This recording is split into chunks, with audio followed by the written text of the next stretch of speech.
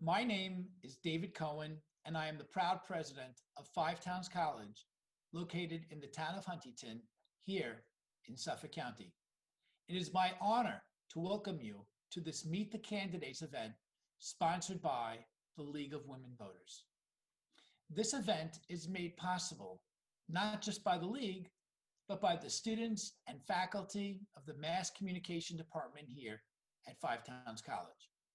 From production to streaming and everything in between, these future broadcasters are using all of the knowledge, skills, and competencies that they are learning in class to make this event possible. Five Towns College is a comprehensive institution of higher education, which focuses on media and the performing arts. The college offers accredited undergraduate and graduate degree programs on a beautiful residential campus.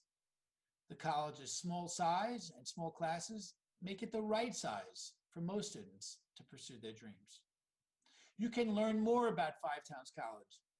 Visit us on the web at ftc.edu. That's ftc.edu. And now it is my privilege to welcome the candidates to Five Towns College. I know that they have all prepared for this event and are anxious to share their thoughts with you. I hope you will pay close attention, and when we're done, that you will be a more informed voter at the end.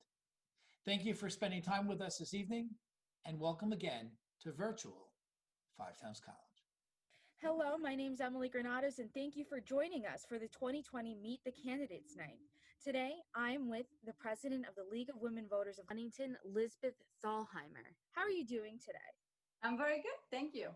Thank you so much for being here. Now, tell me, what is it like to be a part of the League of Women Voters of Huntington, and what exactly do the League of Women Voters do?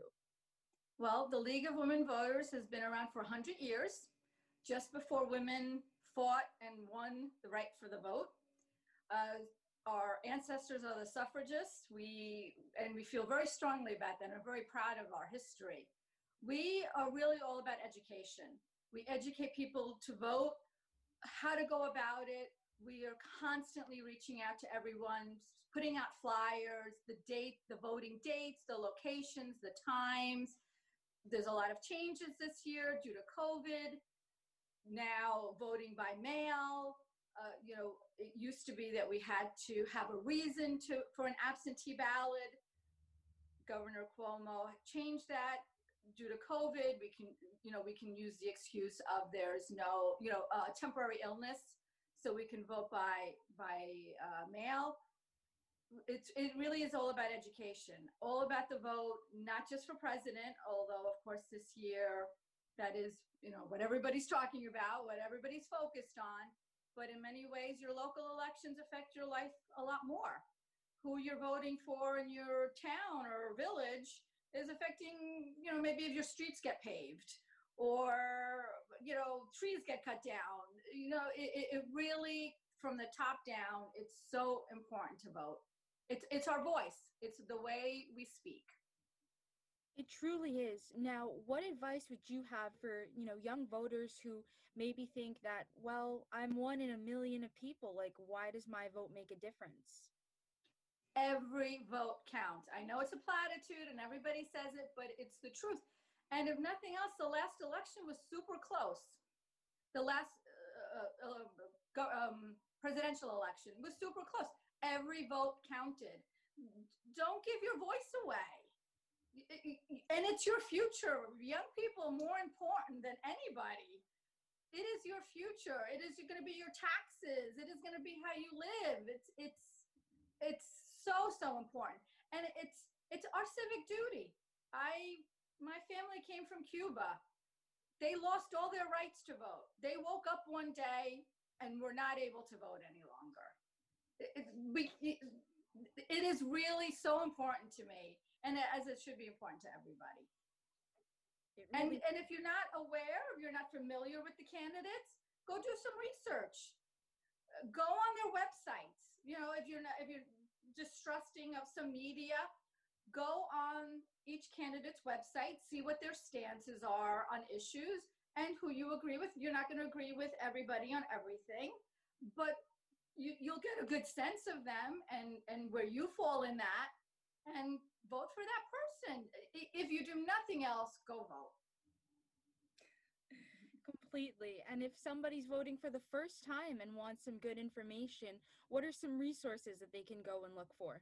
You can go on vote411.org. You can go on governmentnewyork.org. Both excellent sites to get all the information you need. You can get an absentee ballot. You can get all the information. Vote411.org is a great site. It's actually the League of Women Voters site. You can put in your address if you're not sure of who is running in your district. Find out who's running.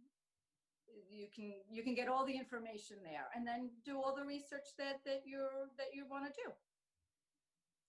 All right. Well, thank you so much for joining me, Elizabeth. And remember, everybody, to stay tuned for more coverage of the 2020 Meet the Candidates Night.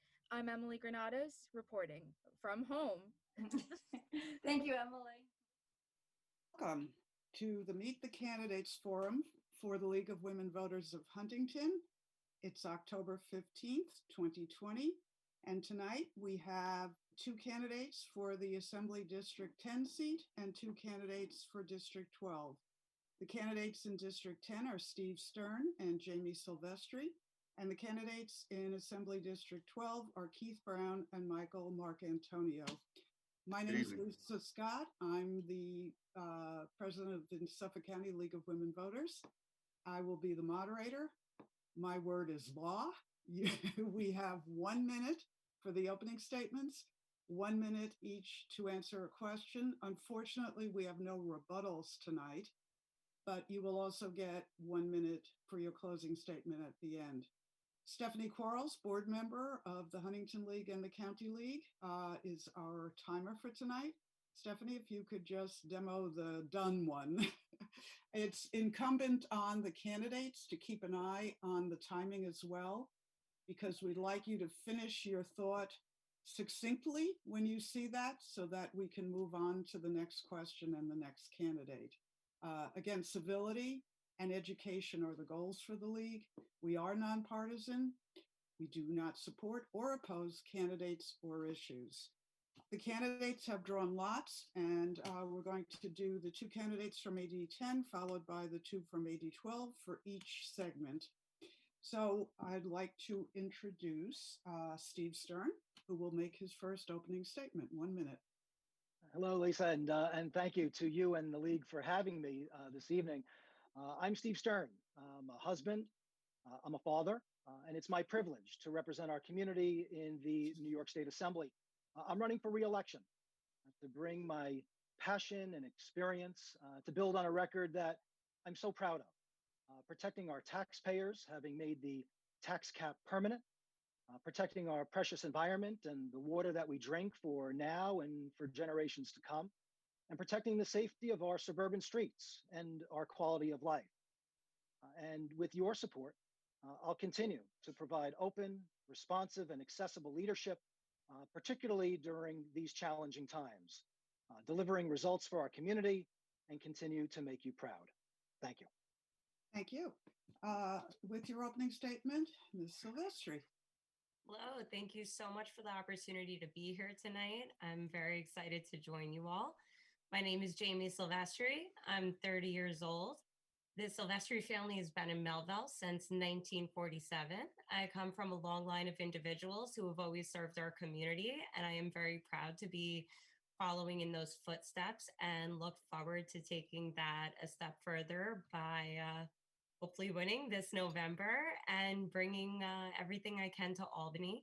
I graduated from St. Anthony's High School and Farmingdale State College, so I've always stayed very local to the area.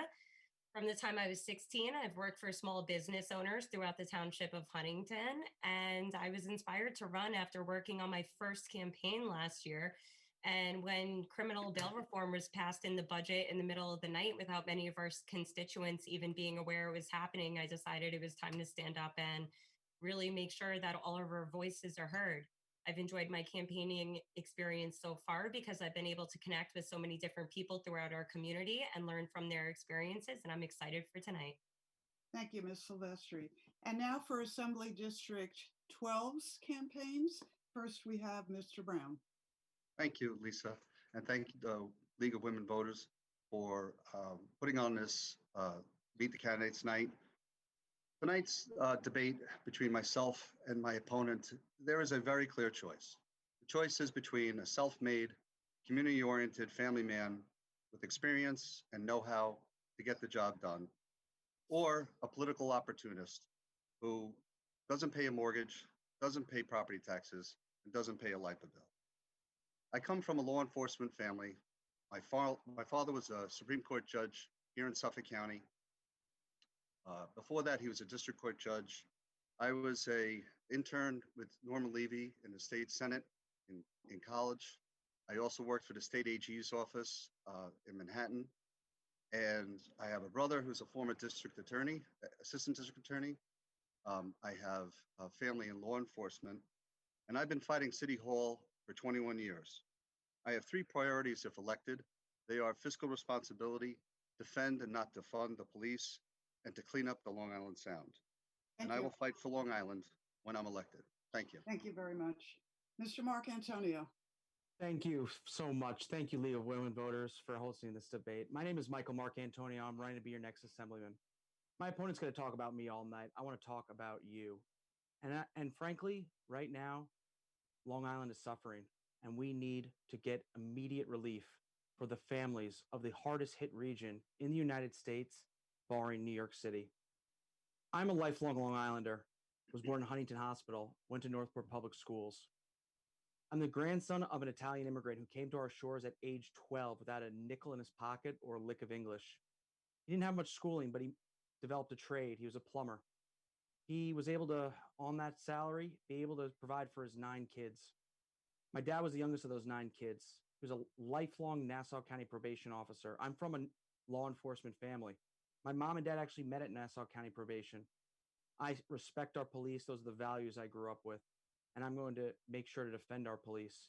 But right now, what you want to hear is how we are going to provide you economic security, how we're going to provide you economic security during this unprecedented economic storm, and how our state government is going to finally defend you, respect you, and provide the resources to our communities that we have been deprived of for so long, but that we need right now.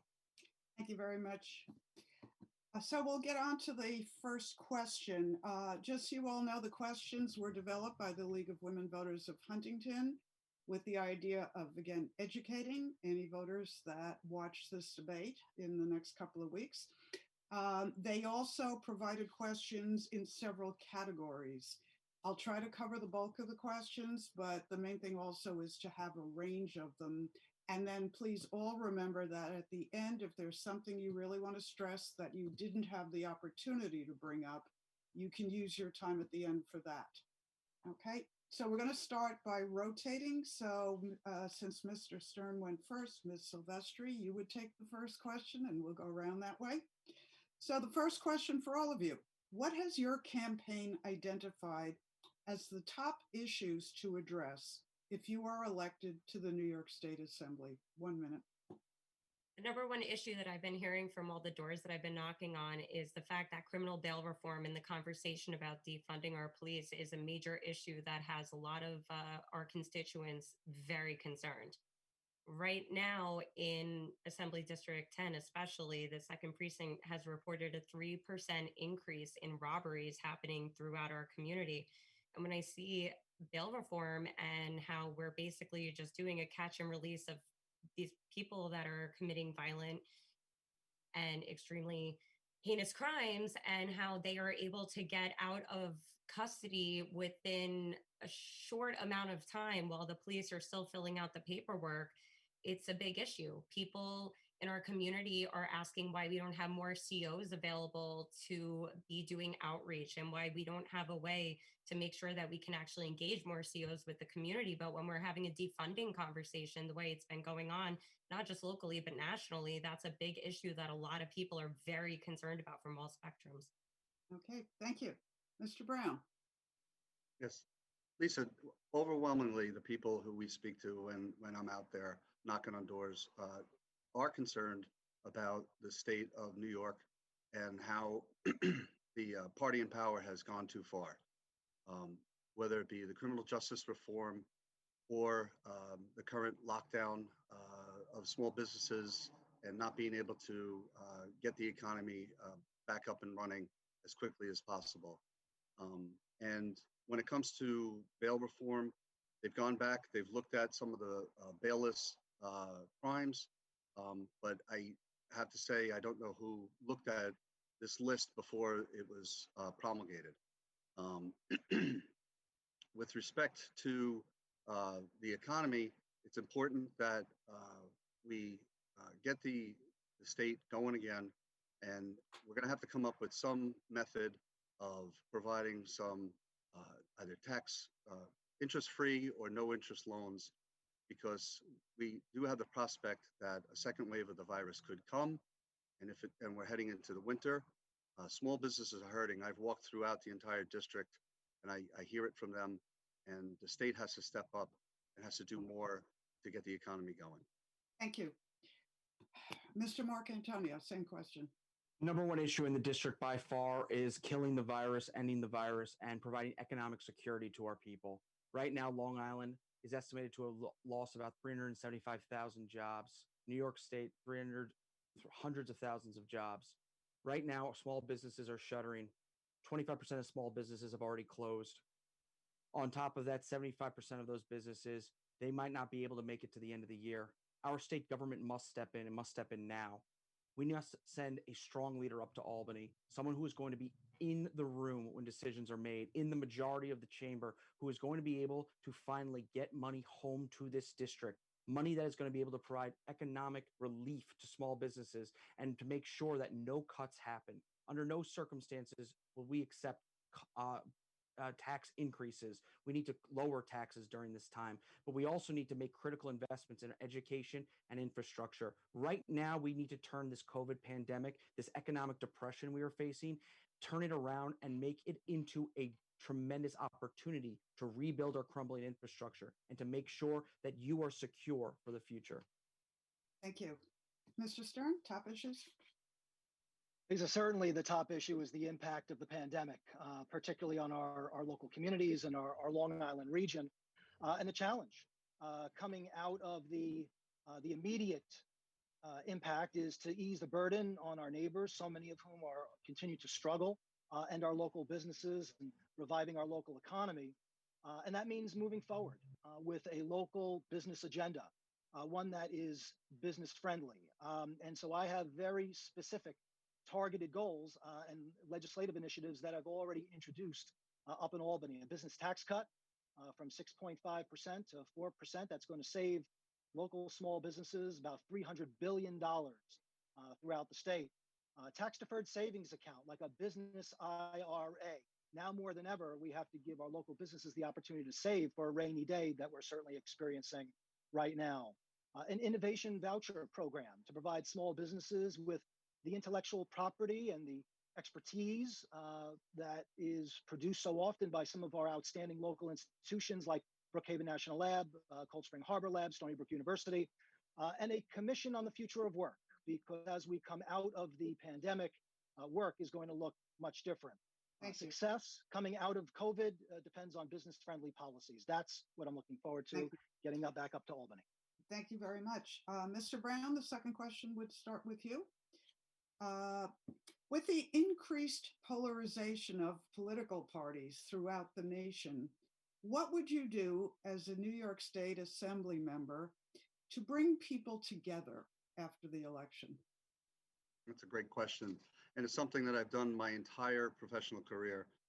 I'm a consensus builder. I've worked on matters throughout my last 21 years here working on the island and 25 years total. I've worked in every municipality on Long Island. I've been endorsed by every elected official from Phil Boyle down to former Assemblyman Andy Rea. I have a reputation for being a consensus builder. Just to point out, I hosted seminars, whether it be by my law firm or by my work with the Toro Land Use Institute. We just put on last fall a full day seminar called the Comprehensive Plan for Long Island. We brought elected officials, non-governmental organizations, and all the various stakeholders together to talk about the issues that affect Long Island. It was extremely successful event, and those are the things that I could do if I'm elected as state assemblyman. Thank you very much. Mr. Marcantonio, same question. Well, one thing I would like to first state is that Land Use Institute seminar had LIPA's assistant attorney and the head of National Grid there, right on Keith Brown's panel. So you know where his loyalties lie. As for bringing people together, I would encourage Mr. Brown to start doing that now. He is sending hate mail against me. Today it was a picture of me with de Blasio and AOC. I have nothing to do with them. Totally made up, total lies. Every single mailer he puts out is about me. Contrast that with what I've been doing, talking about you. Look at my record. For the last year, I've been working with Eugene Cook on defeating LIPA. I've been working very closely with Republicans and independents. The fact is that I want to go up to Albany to actually fix problems, not tear people apart. And my focus is on defending the people in our district who have been ignored for far too long. We haven't had an assemblyman in our district for a year. Our state senator for East Northport and Dix Hills quit in the middle of his term. We have a lot of catching up to do, and I'm going to bring people together. Okay, thank you. Mr. Stern. Lisa, you know well that my record serving our community has always been one of bipartisanship and building relationships and getting things done up and down every level of government and across the aisle. That has always been my reputation. That is quantifiable. And it is a position that I enjoy because it allows me to be able to get things done, particularly for our local community. Finding common ground for me has never been just words, but real action. And again, that is provable based on the record. Working with all leagues, both sides of the aisle, up and down every level of government, it's always been about finding common sense solutions to the issues that we all care about deeply, delivering results for all of our communities, and making sure that we're able to do it together. In fact, I've been exactly the kind of representative that our community expects and requires, that can work across the aisle and get things done and build meaningful relationships along the way, because that's how you deliver results. Thank you. Ms. Silvestri. Thank you. Yeah, so I was a communications major, and one of the major things that I've realized from the community meetings that I've been attending over the past year is that a big issue a lot of people have brought up is that they feel as if there have not been enough communication issues bridged between two sides of an argument to actually sit down at a table and talk. And it's very interesting to watch. For example, I was at a meeting earlier this week where there were faith-based leaders meeting with the Second Precinct, and they were talking about how they need to understand what the Second Precinct is doing exactly to prove that they are making the changes needed in order to prove that there's no bias going on. And the bias training course that the Suffolk County Police Department has come out with is actually so good that the Department of Justice is rolling it out across the entire United States. Now, the community doesn't know that unless you actually have representatives sitting there and in on these meetings and listening to what they're saying and bringing these messages back to the community. So from what I've learned in school, what I've learned through my past 12 years in the jobs that I've performed, I think that this is something that definitely needs to be bridged, and we will be able to accomplish and make sure that everybody everywhere is able to understand what's going on very clearly. Okay, thank you. The first topic that we have questions on is law and order, which I think is something you've all already started to touch on. So the next question will start with Mr. Marcantonio. What policies would you pursue to promote social and racial justice in the United States? I'm sorry, Great question. New York State, you're not running for Congress. I'll rephrase it. What policies would you pursue to promote social and racial justice in New York State? So that's a great question. And I think New York should be the leader for the United States on these issues. Our marginalized communities are hurting, and they're hurting because they've been critically underfunded for years. What we need to do is we need to fully fund education in these communities. For example, the 12th Assembly District is the fourth most underfunded district for foundation aid, which is an education aid, in the entire state of 150 assembly districts, fourth most. And the reason is very clear, because for the last 20 years, we have sent someone up to Albany with absolutely no power. The fact is that what we need to do is send someone up to Albany like Steve Stern, who will be in the majority of the caucus. Steve Stern, for a very long time before Steve Stern got up there, that district, the 10th Assembly District, got nothing in student aid and school aid. Within the first 6 weeks of his tenure, he got more money for schools than for the 6 prior years under his predecessor. That's the type of thing we need. So it starts with education, but it is also, of course, with rehabilitation for drugs. We have a very bad opioid problem right now, as well as social services, fully financing them, but not on the backs of our police. Our police need to be fully financed. Thank you. Okay, Mr. Stern. Well, Lisa, the history of Long Island when it comes to race relations is unfortunately U.S. history. And we see that particularly after news blew the door open on real estate discrimination in our community. And we should all be outraged at the inequality that is still being experienced by our neighbors in the 21st century. But it starts with workplace discrimination. Very proud of my record on many of the initiatives that we passed in the New York State Assembly dealing with bias and education. There will be a crackdown on the real estate practices that that impact so many of our neighbors. We work to establish an Office of Racial Equality and Social Justice in the New York State Assembly that I'm very proud of. And of course, it depends on opportunity. And so I was very proud to support the strengthening of the MWBE program at the state level because it allows us to do more for those that are disadvantaged traditionally in the business community, and allows us to continue to strive for the ideal that we are all created equal and everybody deserves every opportunity to succeed. Thank you very much. Ms. Silvestri.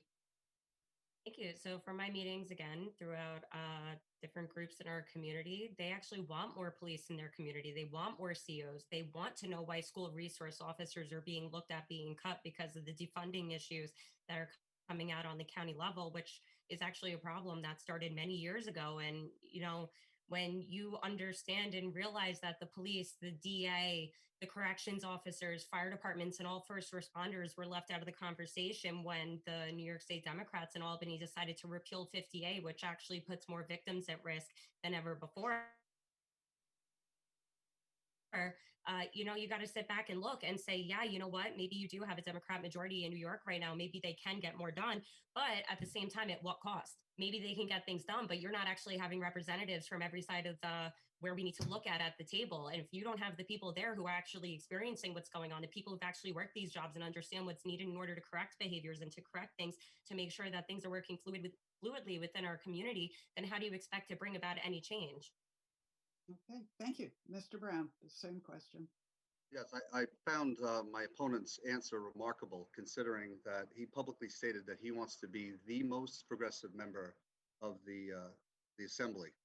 And when the Long Island Progressive Coalition called for defunding of the police, I immediately took action. I wrote a letter to County Executive Bellone telling him that we needed to defend our law enforcement and fully fund them, not defund them. And now my opponent stands in front of you and he says that he fully supports funding the police, when meanwhile he was at a protest where people were holding signs saying they wanted to defund, and he never decried such a statement. Now, he says he stands by law enforcement, but law enforcement stands with me. As far as social justice and social and racial justice, the best way we can perform that is by improving our economy, keeping New York viable, and stop corporations from fleeing to the Southwest to cities like Dallas and Atlanta. Thank you. Okay, thank you. All right, we're now going to start. We have another question. which is one that you've all definitely already touched on, but listen to it and if you can be specific in your answer. And this one will start with Mr. Stern. What legislation would you propose to support police reforms in New York State? In what ways might state funding be allocated to decrease burdens on police?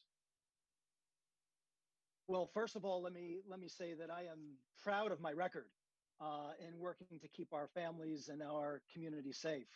I voted against my party, opposing the original bail reform bill because it included inherently dangerous crimes. And immediately after it passed as part of the governor's budget, I introduced a common sense initiative to roll back many of the bail changes, including discretion for judges to set bail. So this year, working with my suburban colleagues and our district attorneys, bail was added back for numerous offenses, most from the bill that I had introduced. Suffolk County Police Commissioner recently announced that crime here is at its lowest in recorded history. And even the New York Post had a report that the NYPD's own statistics debunk claims of bail reform causing a spike in city crime. Now, obviously, more needs to be done. Like my bills, cracking down on rioting and looting and making these crimes bail eligible. And I'm going to continue to work hard to protect the safety of our suburban streets. But my record has not just been fully funding the police, but discretionary allowance that I've been able to get from the assembly to distribute throughout the community is actually going towards the district attorney's office and the Suffolk County Police Department. So not only will I never defund the police, but I'm responsible for adding to the funding of the police. Okay, thank you. Ms. Silvestri. Well, it's unfortunate because at the end of the day, my opponent still did vote yes on the budget where they were able to pass the criminal bail reform. And not only that, but stalking, robbery, rape, child pornography, endangering the welfare of a child, strangulation in the second degree, prostitution, endangering an animal, and manslaughter in the second degree is still something that is exactly a catch and release offense. While he is proud of running on this, I'm actually endorsed by the Suffolk Coalition of Law Enforcement and the Suffolk PBA. So I'm very proud as a newcomer that they can actually see and understand the fact that I am not all talk, but I'm also walking the walk. I've been at every single police rally that has been thrown across Long Island this year. And unfortunately, I haven't seen any of the members from the other side of the aisle attend anything except for maybe one recently. But, you know, at the end of the day, it comes down to conversations, making sure that we're understanding what's going on and not just doing what our party line is asking us to do, but actually representing the people of our neighborhoods. Okay, thank you. Mr. Brown. I'm going to go back to that consensus part that you brought up before. And it's important. One party rule, is ruining the state. There's no public input when it comes to legislation. There's no floor debate. These bills that were passed as part of the budget. They get thrown in there. The legislature's forced to the members of the Republican Party have to go through and find, where these little gems of legislation are so we can pull them out. So I personally would bring together all the different stakeholders and go through, what the measures are, to try to help make sure that there are no additional burdens on the police and that they're able to keep our community safe. The fact of the matter is, we have to legislate the way legislation should be done, not by just pushing through what we think should be done, like the one party in Albany has been doing. Okay, thank you. Mr. Marcantonio. No one's more responsible for the one-party rule up in Albany than Mr. Brown. He has donated lavishly to Democrats over the years. He donated $1,400 to Andrew Cuomo, while Andrew Cuomo, incidentally, was saying he wants to be the most progressive governor in New York's history. He's also donated over $4,000 to Steve Billo, many Democrats. But you know what? Here's the thing. There's many.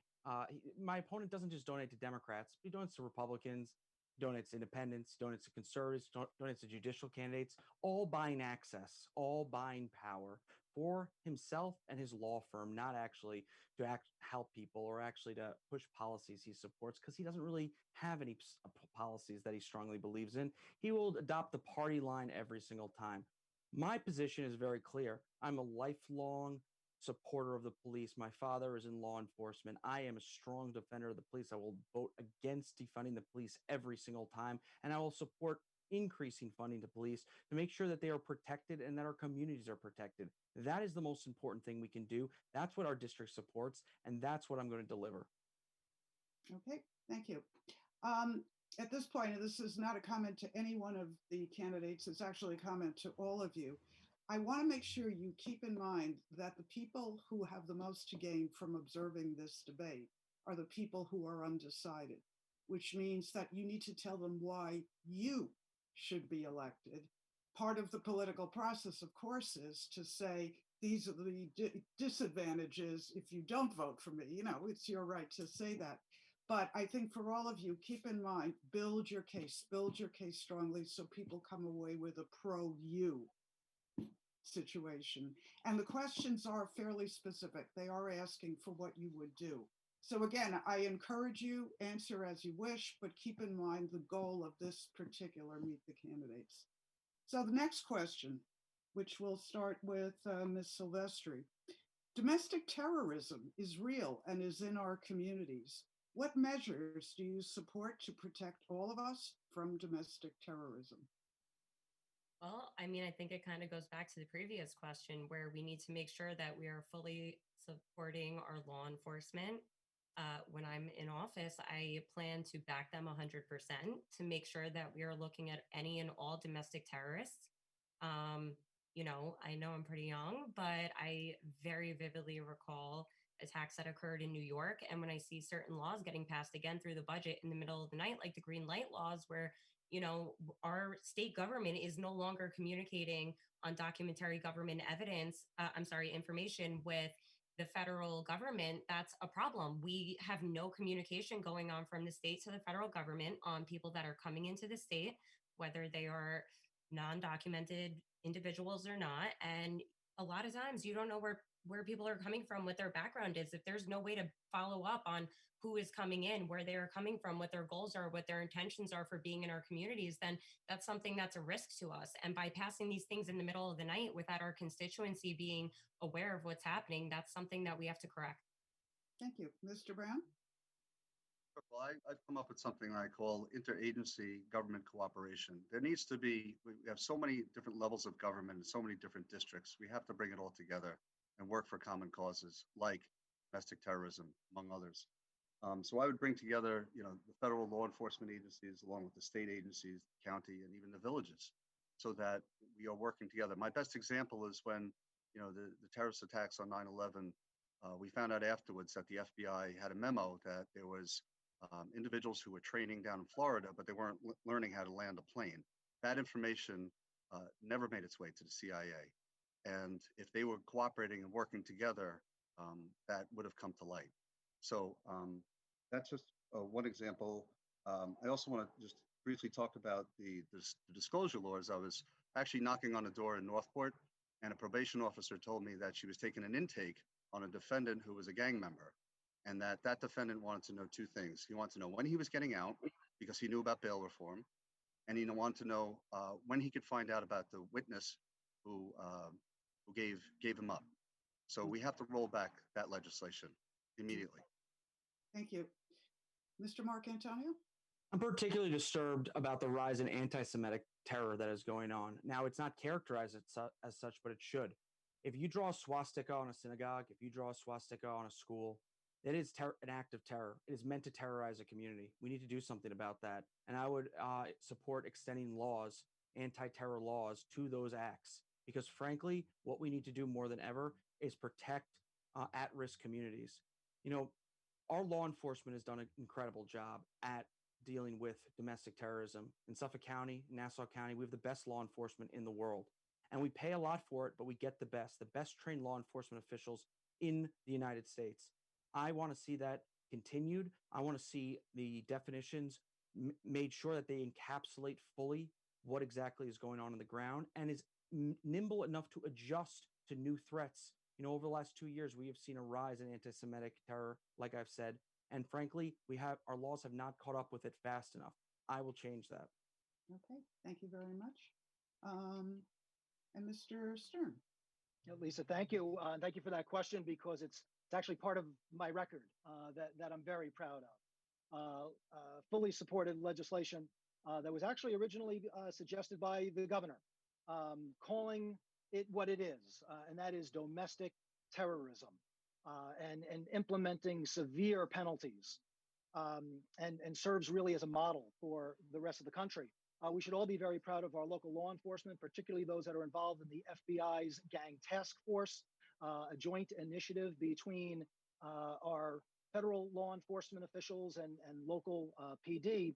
I have worked very closely with our outstanding District Attorney, Tim Sini, and our Suffolk County Police Commissioner, Jerry Hart, on these very issues. You know, when you speak with our local heroes, our Suffolk County Police Department, men and women, they'll say that this is the issue that keeps them up at night. And that means making sure that they have the resources to fight it for what it is, and that is terrorism. I'm very proud to have delivered the funding that allowed the district attorney to expand his capabilities in fighting domestic terrorism here in our own local community.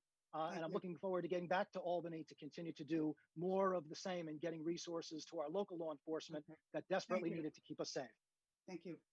The next question will start with Mr. Brown. Anti-bias task forces have been formed in communities throughout Long Island. In what ways can New York State ensure efforts to fight hate crimes and bring community members closer together?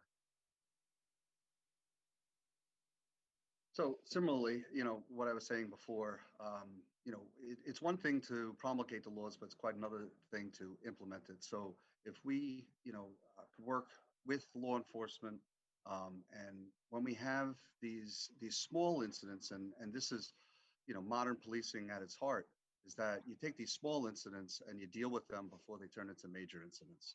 So by identifying where issues start, you know, and even educating young people, you know, when there's an issue that pops up in a high school, you know, that individual needs to be taken aside and given some, therapy and training as to why it's wrong that, you know, to adopt these approaches that they do and these positions that they do, and how it's hurtful to people on multiple levels. So I think that more can be done with this because what is happening is that we're seeing a rise in these incidents more and more. Thank you. Mr. Marcantonio? Hate crimes are very serious, so we need to take them very seriously. Some of them rise to the level of terrorism, like I just said, acts of terror that are meant simply to incite hate and incite violence. However, we also can't just focus on the penalties. We need to focus on the education. We need to educate people at a very young age about what to believe when it comes to certain issues relating to race and religion. And what we need to push is the American way, that we are all equal, that we're all worthy of dignity and respect. And that needs funding. We can't be putting from the state unfunded mandates on Long Island. We need to be funding anti-hate programs that teach tolerance and teach equality. And so I will be pushing for funding. Like I said, the 12th Assembly District is owed the fourth most in education funding of the entire state. That needs to change. And sending me up to Albany will be the greatest assurance that we will change it. If we don't, we will be guaranteeing to send more money up to Albany next year and get none back. Okay, thank you. Ms. Silvestri?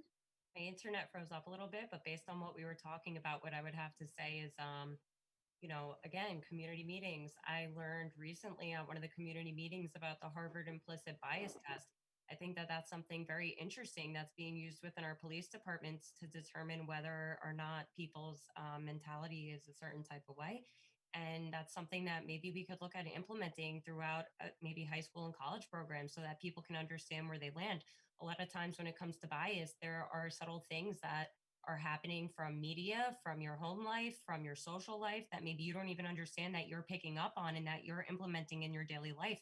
So I think that by increasing education funding, increasing communication between, again, law enforcement, I think it's really underestimated how much they work to actually build bridges within the community and how many things that they actually do provide so that the community really can learn from one another. I think that once we start doing those things, building those bridging those gaps and building strong communication skills amongst one another, we'll be able to really make huge strides within our communities. Okay. And Mr. Stern, I took you out of order. It's your turn. That's fine. But, I want to agree. The Suffolk County Police Department anti-bias training literally is the model, not just for New York State, but for the rest of the country.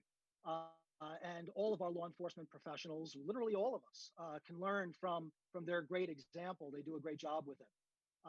I've also participated with an organization called Erase Racism, led by Elaine Gross, who's one of the leaders in anti-bias training, which is also an outstanding model for not just us here locally, but across the country. But, we talk about different initiatives, but I've always said, you can't legislate away hate. Hate is something that is taught in our homes and in our communities. Unity in the community programs, in my opinion, go much further than any legislative initiative ever can. We have developed and established an effort to create the Office of Racial Equality and Social Justice. But even that kind of governmental effort would never take the place of anti-bias, of respect, of equality being taught in our own homes. Okay, thank you. And the last question in the law and order categories would start with Mr. Marcantonio. Gun violence is a major problem in our community.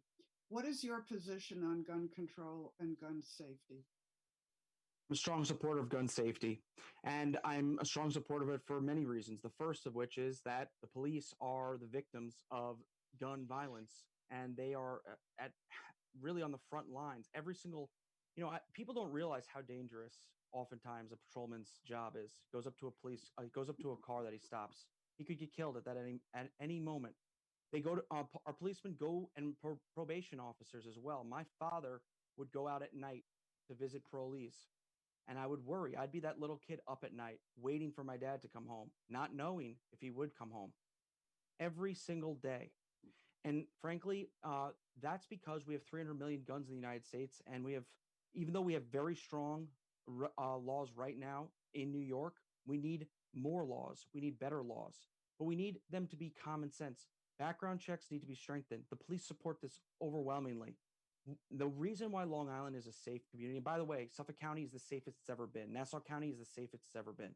And so that is a testament to the Nassau County Police and the Suffolk County Police and the probation officers and law enforcement. I will be supporting that agenda. Okay, thank you. Mr. Stern. Well, gun safety is one of the moral issues of our time. And I think we can all agree that thoughts and prayers just aren't enough. I was very proud to be a co-sponsor of the red flag law that we passed in the Assembly, and working very closely with Linda Beagle-Schulman, who is a tremendous advocate for gun safety, not just here in New York, but across the country. We passed a bump stock ban that played a prominent role in the Las Vegas massacre. We outlawed ghost guns. We expanded background checks.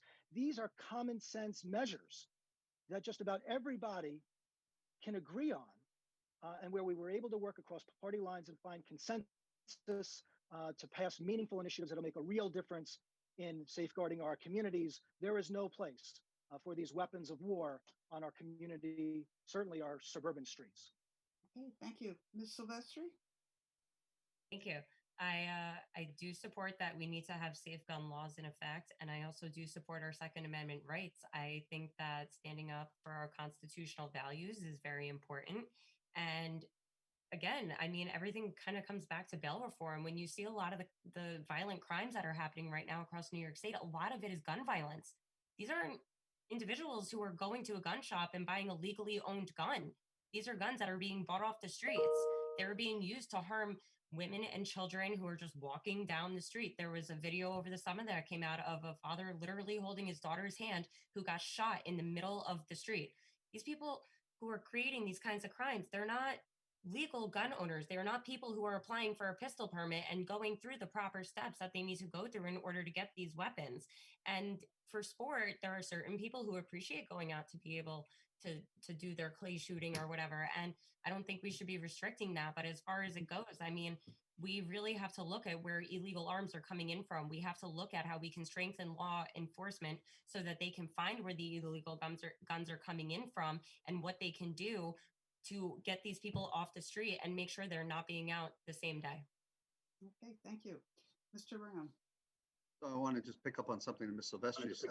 I saw that same video of the drive-by shooting of the man who was walking across the street with his daughter, who was gunned down in New York on probably what was one of the most violent weekends in New York's history. But I firmly support the Second Amendment and the individual's rights to own a gun. The strong gun laws clearly are not working when you have cities like Chicago and New York that have some of the strongest gun laws in the country. And I would also indicate too, that as far as bail reform, one of the offenses that's a bailless offense is criminal possession of a weapon on school grounds. And finally, I just want to say, with respect to the illegal gun trade that, the pipeline that comes up from the south to New York, clearly it's not working. We need more common sense gun laws that actually keep the illegal gun trade down, not the lawful use of weapons that the vast majority of people have. Thank you. Thank you. So at this point, we're moving on to the environmental questions. Mr. Stern, this first one goes to you. We're facing a drinking water crisis on Long Island that is largely due to septic issues. What actions would you recommend to address this critical issue? Well, I've always been very proud of my record on preserving our environment, and particularly the water that we drink. And we just passed historic legislation up in the New York State Legislature.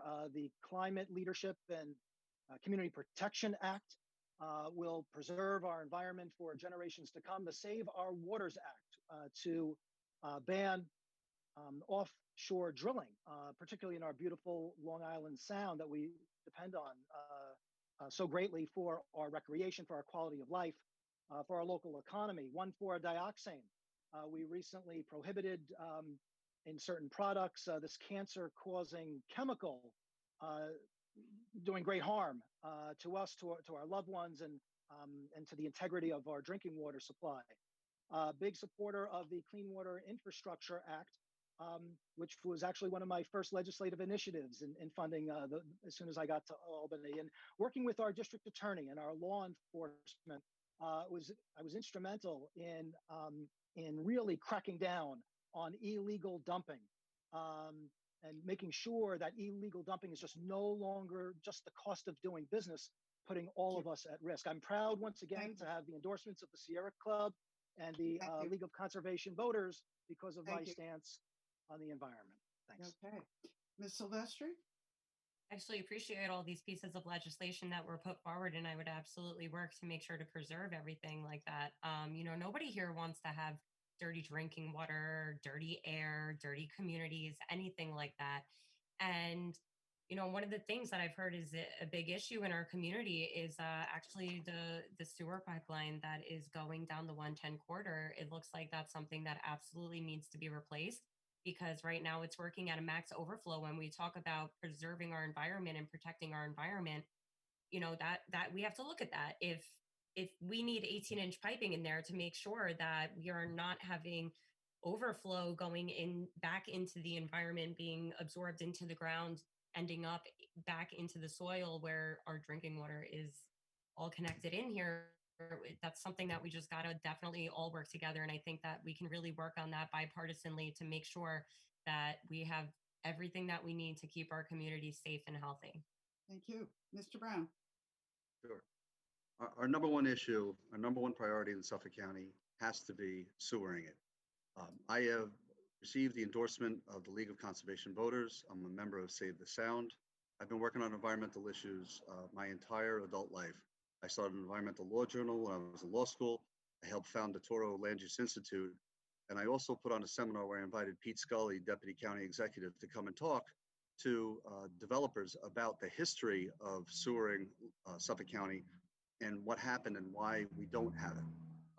And the history is remarkable, and it's a good lesson to take to see how we move forward. We need infrastructure. Infrastructure will not only keep the nitrogen levels down, which is now infiltrating through our aquifer, but it's also important because it'll create jobs. right? And it will put people back to work to help us out of this economy. So it needs to be priority number one. When I'm elected, when I go up to Albany, I was asked what committees I'd be interested in joining. Without a doubt, I'd be very interested in joining the Environmental Conservation Committee. And I appreciate the question. Thank you. Okay, thank you. Mr. Marcantonio. There's only one candidate in this race that can actually deliver on infrastructure as well as every other issue, and that's me. I will be able to be in the majority of the chamber. I will be able to chair committees. I will be able to introduce legislation. I will be able to have be in the room on the budget. And one of the first pieces of legislation I'm going to introduce is the Suffolk Sewers Act. We are going to build sewers throughout Suffolk County. It's going to create jobs right here at home. And it's going to finally, after so many years of neglect, be able to prevent the dangerous nitrogen from leaching into our precious harbors, bays, and our ground drinking water. This is imperative. This is not a luxury. This is a necessity. And the entire state needs to do this. The entire state needs to finance this. Additionally, what we need to do is we need to rebuild our crumbling water infrastructure. Right now, our water infrastructure, what you drink water out of every day, was built in 1951. This is incredible. And this is why there's 1,4-dioxane in our water, that it should never get into your tap. We should have filtration, and we have made some investments in it. We need more, because right now our water bills are creeping up, and that needs to be offset by the state. Okay, thank you. Ms. Silvestri, we're going to start with you on the next question. Climate change, threats to Long Island. What should New York State be doing? I think New York State should be doing everything. I think one thing that would be really important, I mean, one of the things that I'm running on is actually addressing the New York State exodus. And I think one of the things that we could do to prevent this would be empowering small businesses. And I think what would be really interesting and effective would be to be empowering more energy companies, small business energy companies, to be doing the research and development instead of putting the onus on the taxpayer. We could cut back some red tape. We could create some jobs. We could make sure that the small businesses are actually taking the risk and also reaping the reward of being able to put forth some of these things. I mean, my house, we have solar panels. I'm very into making sure that our climate is staying up to date and that we're all doing our part to make sure that we can do what we can to keep our environment and our climate here on Long Island the way it is. I have always loved growing up here, and I want to make sure I can do whatever I can to protect it. And I think energy efficiency is one of the most important things that we can do. And it's something that we should all seek out together bipartisanly to make sure that we enable this to move forward. Okay, thank you. Mr. Brown. So one of the things I did when I hosted the seminar by the Toro Land Use Institute was we did a full section on climate change. I did invite LIPA, I invited National Grid, and I also invited solar companies, wind companies, and other alternative energy companies to talk about how we deal with the climate change problems that are on the horizon. I tell people, I was asked this question recently down in Northport Village, and I was talking with someone and I told them, I said, I don't know if you're aware, but the United States Navy has already implemented a process where they've raised all of their docks all around the world 3 feet to take into account the rising ocean levels. So I am a huge proponent of alternative energy. I've worked on solar energy projects. I've worked on fuel cell projects. I've worked on battery storage projects, and I'm a proponent of wind. So I have experience in this sector. And when I'm elected, I plan on heading up many more of these initiatives. I will say one thing that the state government needs to do a better job of is providing a transition from our fossil fuel economy to a non-fossil fuel economy. Thank you. Mr. Marcantonio? Climate change is a grave threat, and it's the job of our legislators to push for significant investments in alternative energy. But we need to make sure that those investments do not just work for the rich, not just work for the top, but work for working people. Under no circumstances should we be passing any legislation that puts the burden of climate change on working class people, people who pay bills every month, who pay a ridiculously high LIPA bill, a bill that's cutting into their massively cutting into their income. What we need to do is make sure that when we are making these investments, they create jobs here at home. They create jobs in our district. They create jobs that are good paying jobs for you, for working people, and they do not, under any circumstances, tax at all our people. What we need to do instead, to avoid a yellow vest movement like we had in France, where people were rising up about gasoline taxes, we got to make sure that any investments in alternative energy, that they actually benefit the average working person. That's who I'm fighting for. That's who I'm running this campaign for. And that's who I will make sure is at the forefront of my agenda. Okay, thank you. Mr. Stern. It was great hearing everybody's answers, Lisa, because you take a little from each of what everybody had said, and that is the Climate Leadership and Community Protection Act that we just passed in New York State. It is historic legislation that addresses everything that everybody has been talking about thus far in this question. It makes New York State a leader, not just in our region, but across the entire country when it comes to renewable energy, when it comes to transitioning from fossil fuels to green energy, providing good paying jobs in wind and solar. It's interesting, you drive around and you look at some of the government buildings, some of the government parking lots, and I was very proud to have served in the Suffolk County Legislature for 6 terms, and much of that, particularly when it comes to county infrastructure, is because of what we were able to accomplish and set an example for others to follow as we lead the way now at the state level. Next up is schools that should have solar panels on top of them and help create revenue for each of our school districts. But these are the kinds of things, particularly under the legislative initiative that we just recently passed, that makes us a national leader, will develop these kinds of technologies for now and for generations to come. Thank you very much. The last question under environment. This one will start with Mr. Brown. And I'm going to add to this slightly. Millions of single-use plastic items, such as water bottles, are disposed of in the US every day. What would you propose at the state level to reduce our dependence on single-use plastics? And if you can tie in, one of the biggest problems for Long Island is disposal of our waste. The Brookhaven landfill is full and everybody's trying to figure out what to do.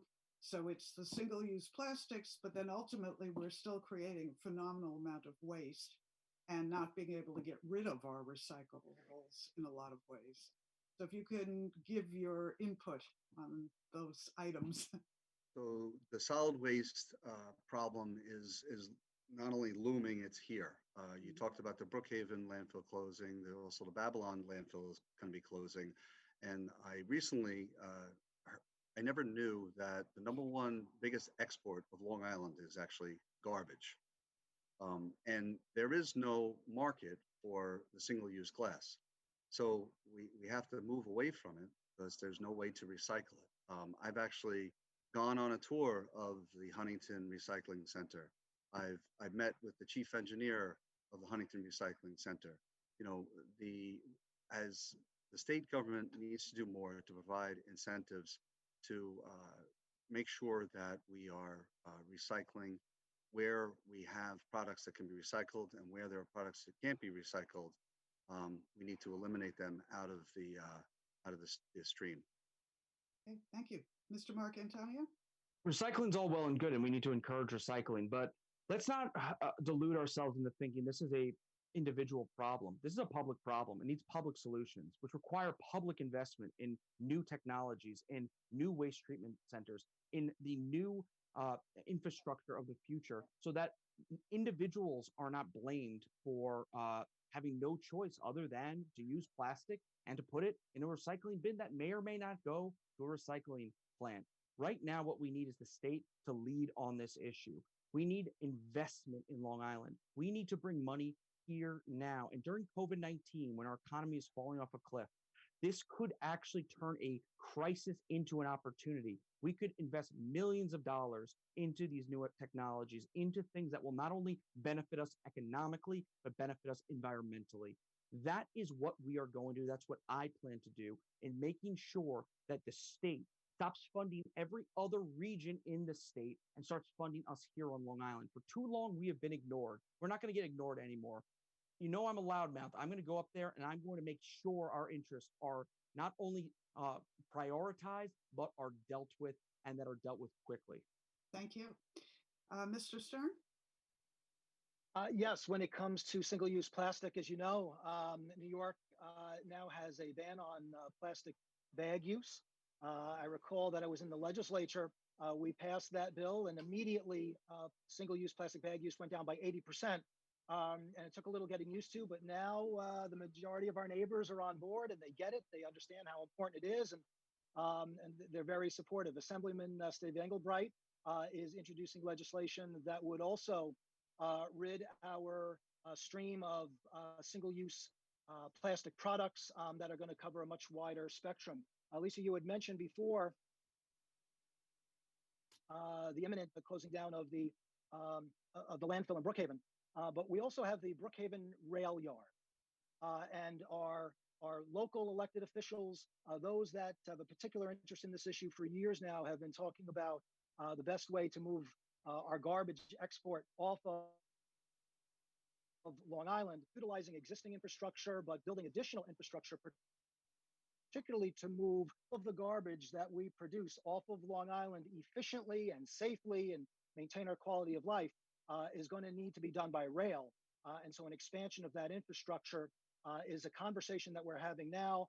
The funding is being discussed now, and that's the direction that we're going to need to move in. Okay. Moving on to a couple of economic questions. Let's see, Mr. Marcantonio, you start with the first one. We understand that the federal government is not likely to give New York the appropriate federal assistance needed to help us recover from COVID economically. How would you help New York State get the ample amount of federal assistance needed?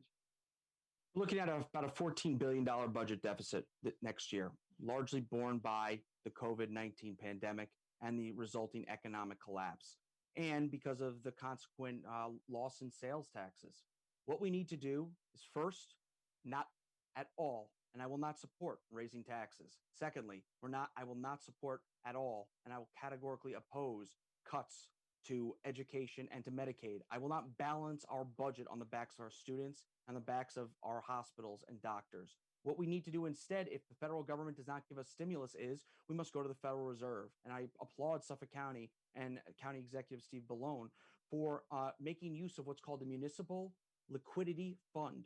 This is a fund that is basically quantitative easing for municipalities. For 10 years, the Fed funneled billions of dollars into Wall Street, and Main Street got the short end of the stick.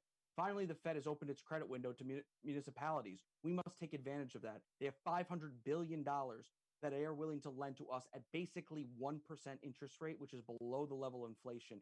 We should take advantage of this right now, and we should rebuild our crumbling infrastructure with it. We should make sure that not a single cent is taken out of our schools.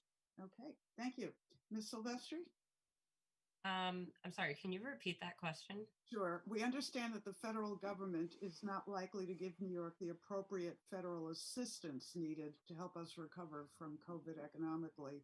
Okay. How would you help New York State get the ample amount of federal assistance needed? Thank you. I actually didn't get to answer the plastic question, so I'd like to go back to that for a second. I am very, yeah, it's okay. I won't take too long. I'll do maybe a minute and 15. You know what? Why don't you hold the plastics? Let's finish this thought. Yeah, okay. I think something that's really important to be highlighted about what happened with the funding here is, New York State knew that they had this deficit back in at least October and November of 2019. And it was something that was recognized, it was understood, it was all over the media, it was reported on. And instead, the federal government said, if you pass these green light laws, we're not going to be supplying you any funding since you're not going to be communicating with the federal government. They still went through with passing these laws, again, in the middle of the night in the budget. It was something that the constituents didn't get to have a voice on. I think that it's really important that we reestablish a connection with law enforcement on the federal and the state level.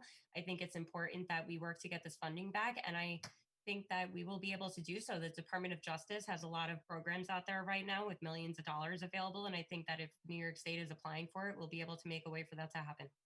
Okay, thank you. And Mr. Brown, why don't you finish up that question, and then I'll go back to you, Ms. Silvestri. Thank you. So before the coronavirus pandemic broke out, New York State was $6.5 billion in the hole. That number is somewhere upwards of $20 billion. And that's a result of one-party rule. They had complete control of the state government for the past 2 years, and they ran us into the ground. I propose that the number one thing we have to do is to help out small businesses. And we could do that, as I mentioned before, through either a no interest or a low interest loan. Because as we head into the winter, businesses are going to be, they're already filing Chapter 11. There's going to be more businesses filing Chapter 11. I found it interesting, my opponent's comments, that he said he will not approve any tax cuts, but he's going to obviously increase spending. And I just don't know how you do that and still balance the budget. I would also stop the regulation that's strangling small businesses. The overwhelming message that I heard when I walked throughout the district along Larkfield Road and Jericho Turnpike and Comac Road was that they are strangling under the regulation in New York State, and they can't afford to stay here. Okay, thank you. Let us go back to the environment, and we had the single-use plastic, how to reduce our dependence on those types of items, married to the existing current crisis and continuing crisis of solid waste disposal on Long Island. Yes. So everything that everyone else brought up, I do agree with. I do see as a problem, and I am very grateful to live in a county that took steps to get rid of the plastic bags. I was always a fan of the tote bag before it was even something that people knew they should probably be doing. So, and my whole friend group, we were always about that. It was always about, making sure we have a clean environment, clean communities. And one of the big things that I've actually seen as a big waste issue this year that I would like to address once I'm in Albany is actually masks being disposed of improperly and gloves being disposed of improperly. One of my running mates for Senate, Ed Smith, he has a whole campaign about pick up six. And when you see, pick up 6 pieces of garbage every day and make sure that you're doing everything you can to make the community safe. Well, when you see a mask or you see gloves on the ground, you don't want to touch that. You don't know where that's coming from. And I think it's important that we have the proper receptacles around for medical equipment to be responsibly dumped, because these are also new issues that we haven't had to look at before that now need to be addressed.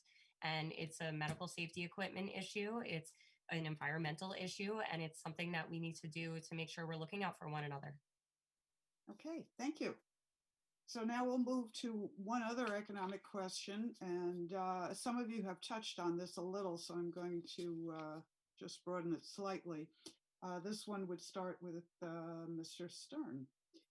In light of the ongoing pandemic and the ongoing monitoring of hotspots and business closures and changing consumer buying patterns and everything that goes with that, should New York State be providing specific small business owners, let me rephrase that, should New York State provide small business owners specific types of aids to help them all survive, and how?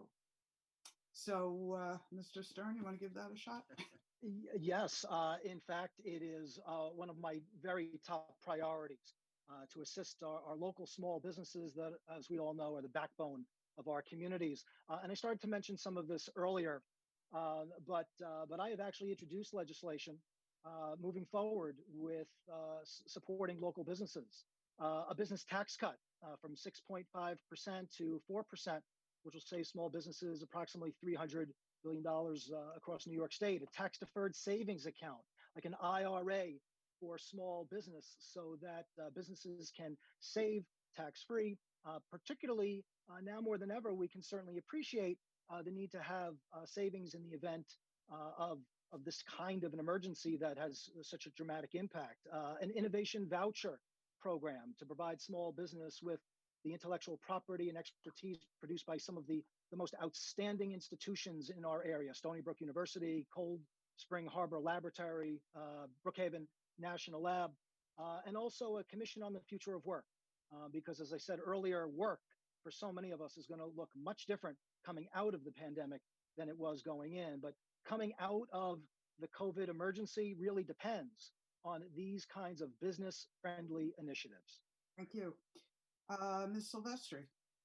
I am looking to support a $5,000 tax credit that would go to all small business owners that, they had to spend some extra money to make sure that they could COVID proof their businesses so that people could safely return to work.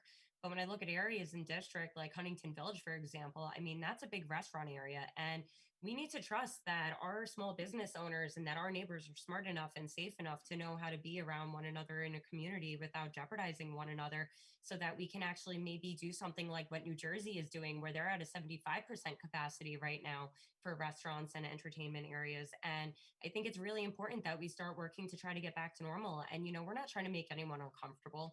We're not trying to tell people you need to go to a restaurant. Just, we have to learn how to trust one another in our community. We need to make sure that we are doing everything possible so that our small businesses stop suffering the way that they do, and that they can get more of their employees back to work, so that this economic hardship can come to an end much sooner, and that people can actually start seeing more cash flow in their pockets.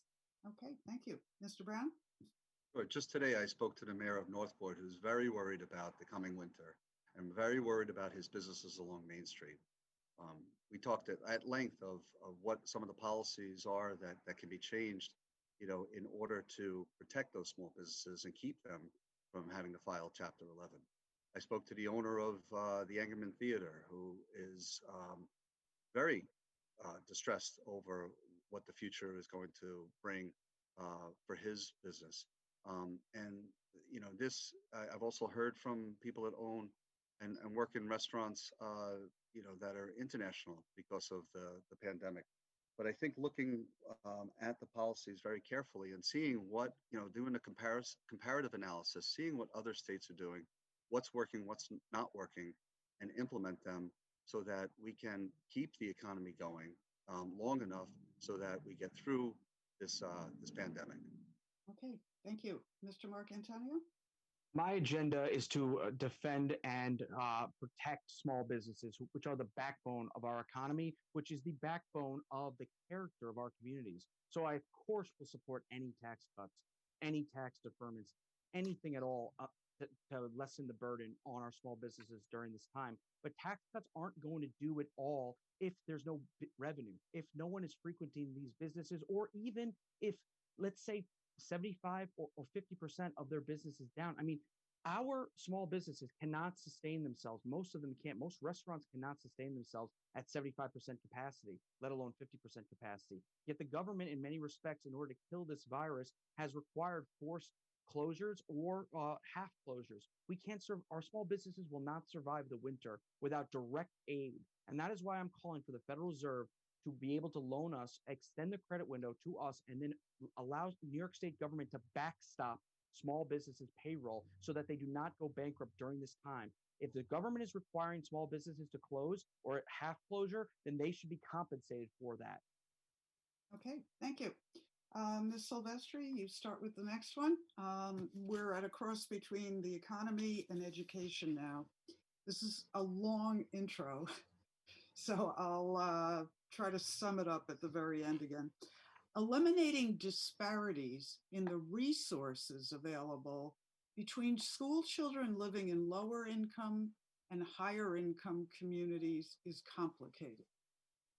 Despite efforts to amend state tax law apportionments, higher income communities are more willing and able to commit to allocating their own funding additional to their school districts.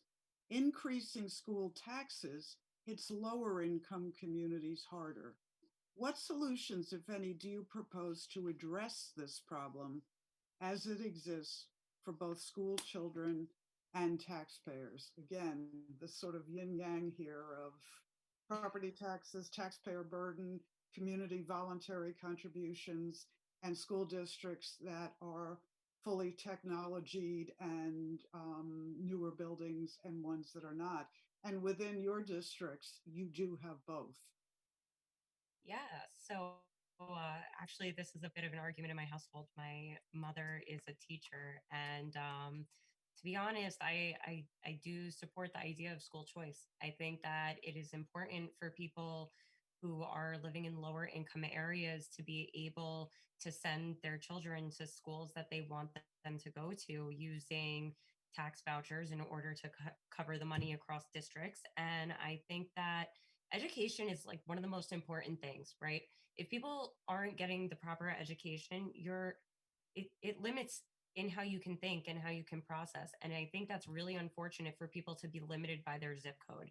And by enabling people and parents to make the decision for their children as to where they want their children to go to school and receive an education, I think that's severely important. I don't think that we should be limiting one another. I think we should be working to build each other up. And I think that we should be using resources that the state can pull in, that the federal government might be willing to throw in, and making sure that we're building up our libraries, our schools, so that every student has that access to the kind of education equally across the board that they deserve. Okay, thank you. Mr. Brown. Sure. Well, as far as school aid is concerned, the governor decides the formula for the school districts. He creates the formula. And for the last 2 years, when the party in power was up at Albany, our school district suffered from the amount of state aid that they were getting. So in terms of, that's the easiest way to balance it. That's the purpose of trying to balance it, to make sure that there is more or less disparity in the school districts. So I believe now is the time for new leadership, not the time to send another progressive to Albany, which is going to continue the same failed policies that have been in place the last couple of years. Okay, Mr. Marcantonio? And my opponent's saying, well, now's the time to send someone with absolutely no power up to Albany to do absolutely nothing. No, now's the time to actually change the tide and go with someone who actually will have power, will have a voice, will be in the room when the budget decisions are being made. There's a reason why our district, the 12th Assembly District, is the 4th most underfunded district out of 150 districts throughout New York State. I don't think you might have known that, but it's true. And the reason is because we have sent individuals up to Albany for 20, 30 years that are in the permanent minority of the state assembly. This is not partisan claim. It's simply math. There are 106 Democrats in the state assembly. There are 43 Republicans. The state assembly is the House of Representatives of New York. The majority rules in that body. It's the structure that it's always been. And so if you don't want to send your money up to Albany for another year and not get any of it back, you need to send me up to Albany, and I will secure as much funding as Steve Stern. Steve Stern secured more funding in the first 6 weeks he was in office than the 6 years prior to him when Lipinacci was holding that seat. So frankly, what we need to do is send me up to Albany, join Steve Stern, and I will be able to finally secure the funding for our district that we need. Thank you. Mr. Stern? First of all, we know that our local school districts are the pride of our local community, certainly where we all live. And I'm very proud to have delivered a record amount of foundation aid last year and held the line on the amount of foundation aid going to our school districts this year as we were going into the pandemic. You cannot raise property taxes. That is simply not doable and would never be acceptable. But the disparity among school districts is critical. But this really, at the end of the day, is a fair share issue. And by the way, this is not, under some new leadership. This has been an issue for Long Island for decades.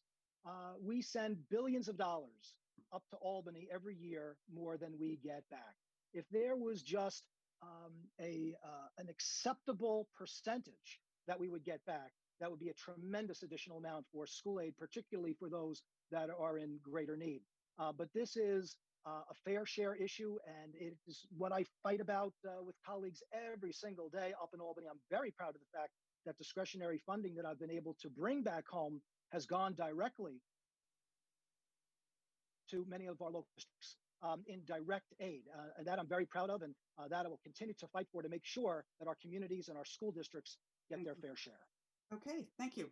All right, we have one more question and then we're going to go to the closing. We've had a long, robust set of conversations here.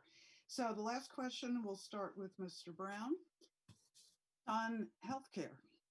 Pediatricians have a difficult time getting their patient the mental health care they need because mental health services frequently require greater out-of-pocket payments. While Medicaid is the single largest payer for mental health services in the US, private insurances routinely require greater out-of-pocket payments for these services. What would New York State do? What should we do or not do to make patient access to mental health care services more affordable? Well, I think what's happening in the mental health arena is really disgraceful. People who need mental health treatment are not able to get it because they're not able to afford it. When you look at the costs that it takes for someone to go inpatient at an addiction center, the cost is somewhere upwards of $50,000. There's very few families that could pay for that. And the addiction crisis that we still have today, that my colleague, former Assemblyman Andy Rea, actually was very successful in doing something about by opening up a facility on Pilgrim State. It continues to be a huge problem. And as far as how to pay for it, I mean, the single payer healthcare is certainly not the answer. We don't need more government controlled healthcare, and I would be against that. I believe that it's Medicaid and Medicare is wrought with waste, and we need to control the costs for these things. Access to quality care is a fundamental right of every New Yorker. And when I get up to Albany, I would take a look at this and try to figure out how we can best deal with mental health crisis that's happening right now. Thank you. Mr. Marcantonio? I'll do more than take a look at it. I will be fighting every single day to make sure that we expand Medicaid, to make sure that we do not cut Medicaid, especially during a pandemic, and especially focus Medicaid on mental health services. Our children right now living through this pandemic, going to school every day or not going to school every day, we don't know what toll this is going to take on their mental health. We really don't. And it is a crime, in my opinion. It is a travesty that mental health is somehow distinguished from physical health. These are one and the same. Mental health feeds into physical health feeds into mental health. And what we need is funding, increased funding for Medicaid. We need to make sure that our children can get that mental health treatment they deserve. And if needs be, we need to make sure psychiatrists have to treat certain people. They cannot just accept private insurance, or they cannot just accept out-of-pocket expenses, because it is a societal issue. If you're not getting the mental health care that you need, that affects everyone in your community. And it is the job of a state government with access to credit to invest in mental health resources, especially addiction resources. Thank you. Mr. Stern? Yes, this is actually something that I am quite familiar with, having spent so many years of my professional career working with many of the most vulnerable in our community, our older neighbors and our loved ones, people with disabilities, too many of which are suffering from mental health on a daily basis. This is something that in the New York State Assembly is discussed quite often. I serve on the insurance committee, and there are several initiatives that have recently been passed and more to come that would have requirements within insurance policies that would bring more of a parity to mental health. So it's something that I strongly support. Right now, the initiatives are on the private side when it comes to insurance policies. But again, it's something that enjoys bipartisan support in the New York State Assembly. Okay, thank you. Ms. Silvestri? Mental health is one of the most important things in the world. I personally have experienced some losses from people who have died by suicide. And if they were people who actually decided to reach out, I think that there could have been alternative options. So whenever I see stories like this and I hear this kind of question, I just think to myself, it's sad that, they feel like there are not enough resources available for them. And I would always love to see us expanding and building upon that. Luckily now, since these events have occurred, there have been groups out there like Open Path Collective, where if you are uninsured, you can actually go get discounted services from a social worker or psychologist from $30. And you don't even need insurance for that. It's something that isn't being put on the taxpayers. And I think, again, it comes back to communication. If we're communicating with one another about what kind of services are out there and letting each other know what you can reach out to do, what you can reach out to seek. And as long as we are funding the programs that we do have and figuring out more efficient ways to operate them, that would be something that could really make a difference. Okay. Well, we've come to the closing statements. Again, I appreciate all your involvement, your insights, your explanations. Use your minute wisely. Again, play to your strengths. You want people to vote for you. You want them, whether it's the absentee ballot, the early voting over 9 days, or on election day, to want to fill in that dot next to your name and put it in the scanner. So again, thank you all for coming, and we're going to do the same order we did at the beginning. So Mr. Stern, your closing statement first. Thank you. So play to your strengths. Thank you. And I'm proud of my record and the legislative accomplishments that I've authored. But I got to tell you, I'm most proud of our outstanding constituent service that has made such a difference for so many of our neighbors, particularly during these challenging times. An example to our office, your office is responsive, understanding, and kind. During this pandemic, it's nice to see that there are who care. I reached out to you because I was having issues with unemployment. I'm a diabetic and live paycheck to paycheck. I reached out on a Saturday and immediately heard from your office. It was such a comfort to speak to someone who was willing to help. Thank you to you and your office. This doesn't happen without your help. My family and I thank you more than you know. Getting it done is getting it done. That's why I'm running for re-election, and I ask for your support November 3rd. Thank you. Okay, thank you, Mr. Stern. Ms. Silvestri, your close? So if there's one thing about me, it's that I'm absolutely driven and I'm absolutely relentless. And, you know, I will always work to do the right thing by the constituents and the people who will put me in office. Again, tons of community meetings, and it's been absolutely amazing, especially watching the rebound from COVID.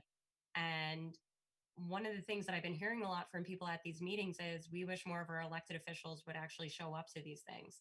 And I got to tell you, I mean, you go to these things and it's the same 10, 15 people that are always showing up, representing different sides of the aisle, representing different community groups. And when you're sitting there learning from one another's experience, I think that's the ultimate thing that can really make a difference. If you're not learning from one another and you're not learning how you can make changes in your life and then bring these lessons back to Albany where we're legislating these laws for one another, I just don't understand how we're supposed to have an effective legislative system. And when we're looking at issues that our system does have, if we don't understand the perspectives from people who are seeing the negative sides, well, then I don't know how we expect to make it a positive outcome. And I'm looking very forward to Election Day. And thank you so much for having us tonight. Okay, thank you. And now for AD 12, we have Mr. Brown, closing statement. Sure. Well, these are unprecedented times, and tough times require sending someone to Albany with experience, who's fiscally conservative, and not afraid to make tough decisions. I have experience as a small business owner, as a family man, and a husband and father of 3. Now is not the time for on-the-job training. My opponent, in contrast, has a style that's bombastic, that's arrogant, who plays fast and loose with the facts, whereas I have a gift of listening to people. My opponent has publicly stated he wants to be the most progressive member of the Assembly. Well, New York can't afford to have a representative like my opponent in the legislature. I want to thank the League of Women Voters for hosting this debate, and I want to go to Albany to be a strong voice for the people of AD 12. Whether by early voting, by absentee ballot, or in person on November 3rd, I kindly ask for your vote. Thank you all, and God bless. Thank you, Mr. Brown. Mr. Marcantonio? I don't need to read notes to talk to you and give a closing statement. I'm going to speak directly from the heart. Fact is, everything my opponent said about me tonight was a lie. But what isn't a lie is the fact that what we have before us today is a choice between continuing being ignorant, our state assembly doing nothing for us, having no representation in Albany, or finally having a strong voice up in Albany who is going to finally bring money home to our district, just like Steve Stern did. just like Steve Stern did when he was elected in 2018. The fact is, it was very nice to hear Steve Stern talk about his constituent services. Sadly, 8012 has had none of those constituent services over the last year. During the height of the pandemic, when we needed it the most, we haven't had an assemblyman sitting in the assembly. We haven't had a state senator since June for East Northport and Dix Hills because they looked out for themselves over you. I will never let that happen. I will go up to Albany and I will fight for you. I will make sure that we finally get money down to this district. We finally invest in our education, in our schools, in our roads, in our bridges, and to build bridges, not tear them down. I am very pleased to say that I have been endorsed by every major labor union on Long Island, and I will continue to fight for workers because workers are the backbone of our economy. Thank you so much. Please vote for Michael Marcantonio on November 3rd. Okay. Well, again, on behalf of the League of Women Voters of Huntington, our timer and the chair of the Issues and Advocacy Committee for the League of Huntington, Stephanie Quarles, thank you. Thanks for the opportunity to moderate.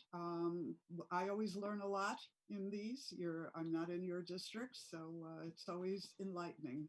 And again, remember the League is nonpartisan. We do not support or oppose candidates or parties. And I hope the people that watch this Meet the Candidates event over the coming week or two will make a thoughtful choice when they put their pen or pencil to the ballot. Thank you again. Good night. Thank you.